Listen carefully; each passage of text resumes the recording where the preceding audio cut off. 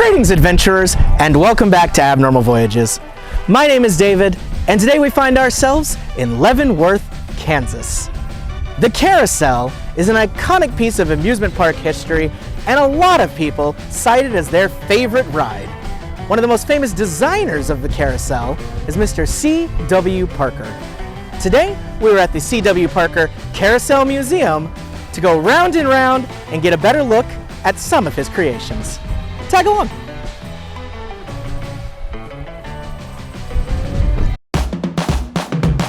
We're going to a place that you've never heard of before. It's Abnormal Voyages. You're gonna learn something new. We're gonna open new doors. It's Abnormal Voyages.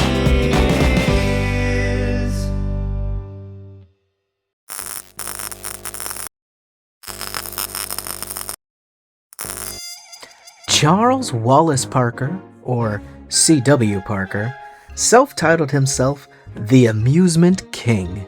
And honestly, it's a title that I think he certainly has some claim to. In 1894, Parker started the Parker Carnival Supply Company to begin building his own jumping carousels. After a couple of years, he changed that name to the CW Parker Amusement Company. They also did shooting galleries, Ferris wheels, other kind of amusement things, but honestly, the carousels are really where he excelled. Those were his main focus. By 1905, he was doing full traveling carnivals. You could see a whole lot of products that he would take around, and then he eventually made this bigger factory in Leavenworth, Kansas. That was in 1911. A fact that I thought was really cool about C.W. Parker, he didn't really like the word merry-go-round. You know, they're officially called carousels, but everybody was like, oh, let's go on the merry-go-round. And he was not cool with that. So instead of calling his products merry-go-rounds, he called them carry-us-all, because they were made to carry us all, meaning anybody on any age could get on one of his carousels. And of course, carry us all sounds very, very similar to carousel. Now, here at the museum, you get to see incredible displays of his work. Right here, what we're looking at is some examples of the different horses that he would create for his carousels. And this is really where Parker excelled, in my opinion. The detailing and intricacy on every piece that came out. Literally, all of these different ride features were absolutely art. Let's take a closer look.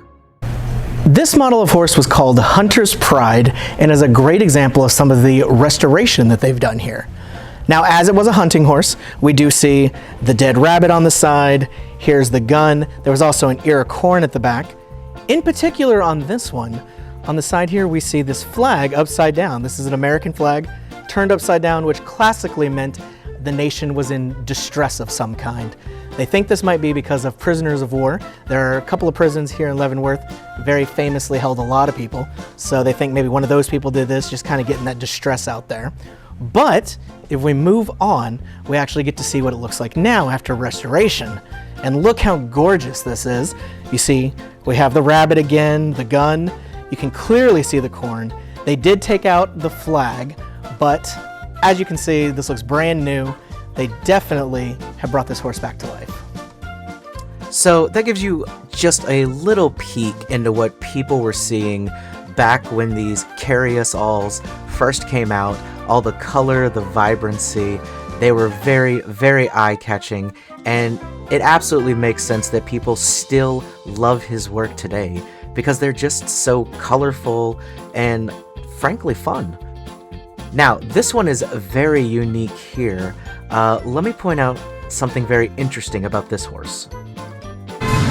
Now, this beautiful horse here is one that's been restored, but this is from 1904 when C.W. Parker was still in Abilene making his carousel pieces. Something really neat about these. Back here, the tail is actual horsehair. He would later switch to doing the carved one to keep it wood like the rest of it, but his early pieces all had the genuine hair And a little further down here are some unrestored pieces, so you get a good look at what it was like now before the restoration. And then this is more like what it probably looked like when it was fresh off the factory floor. Here are some model recreations of what they would have looked like coming out with all their vibrant color and everything. As you can see, absolutely beautiful. Again, I just have to talk about how colorful and bright these are, but then you can actually switch over and look at some of the full-size restored pieces, and these just blow me away. Each one of these were called stretching horses because, of course, they are stretched. That is the specific model type of this carousel horse. Here's one of the original ones, and then that's kind of juxtaposed by the painted in ones. So it really gives you an overall view of the differences in these horses. Now, they do have them in kind of different stages here. These are a little more vintage looking. This one is more of a kind of sanded down before the color, and then this one is a fully painted, really, really pretty horse. You could probably spend the entire day here just looking at all the little details, all the carving stuff, and all of the color that was put into it. And again, it's crazy to think that it came from this very much older carving, just this very kind of basic looking piece of wood. And here are more pictures of their different horses, because of course not everything is on display here. And then this goes back to how they were delivered.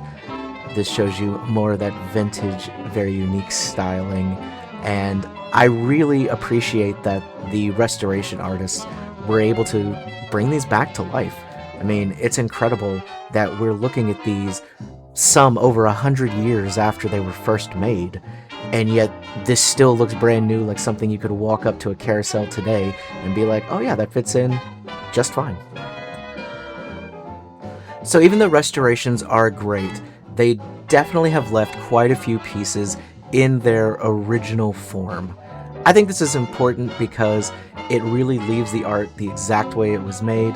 Nobody else has touched it besides the one who actually crafted it, carved it, and was in the process of bringing this carousel horse to life. Whatever you may want to see of these horses here, they've definitely got you covered. We've seen a lot of those full bodies. There's even some different design plans. You've got different pieces of the horses. Over here, you've even got different legs so that you can see the hoofs, you can see heads by themselves. Really, all the pieces gathered together so you see just how intricate it was to put one of these horses together. It was all different pieces, all carved out and then put together just as expertly as it was crafted. All of this comes together to make what you may think was a simple, oh, that's a horse on a merry-go-round. Well, there was a lot more to it. And honestly, I think these had so much more character than the ones you may see today that are made out of the plastics and things like that. They don't have nearly as much love put into the crafting of these wonderful creatures. Something really interesting that I thought was a cool detail. CW Parker went out of his way to make sure every single horse had actual horseshoes on it. And here you'll see CW Parker, Leavenworth, Kansas. On some of them, instead of going through all the trouble of doing the complete Leavenworth, he literally just put 1111 and then Worth for Leavenworth. Kind of a cool detail. Here's an example of what a workstation may look like when it comes to making these or restoring them. You got all the plans up here, kind of like blueprints of exactly what was going to go into it. But even though the horses are really cool looking, we do have to point out not all of the rides had just horses. There was other animals, and CW Parker definitely made other things, such as this very big rabbit here. I wish it was a jackalope, but the rabbit's okay. And I really liked this restored pig. Something about this guy, just the coloring is awesome. Definitely a prize winner right there. Seeing all the love and dedication that CW Parker and his associates put into these carry us alls, I definitely understand why they became so popular. Granted, I completely understand that carousels, merry-go-rounds, they're never going to be the most exciting ride at a theme park or carnival, but there's a certain charm to them. There's just this certain timelessness that I honestly believe is going to continue for as long as there's people going to things like this. It's always fun to jump on the merry-go-round, take a couple of rides, have that music playing. It's something that just can't be beat. And I think that's why even the ones today are pretty similar to these original ones. So a little bit of interesting carousel trivia here. They had a problem where the inside horses go up and down and the outside ones stay in the same place. So the question becomes, how do you get kids to want to ride the outside ones that don't move when clearly the ones on the inside are cooler going up and down? Well, that's where enters this wonderful device here. These were placed at certain intervals around the outside, and as you rode by, you could reach out and possibly grab the ring. This was a brass ring at the time, and if you grabbed this, you got yourself a free ride on the carousel. Pretty neat. And that brass ring is actually the origin for the very popular idiom, grab the brass ring, which usually means, reach for the best, go for the stars. It all started right here with the carousels. And then in here, we have an amazing view of an actual restored CW Parker Carousel.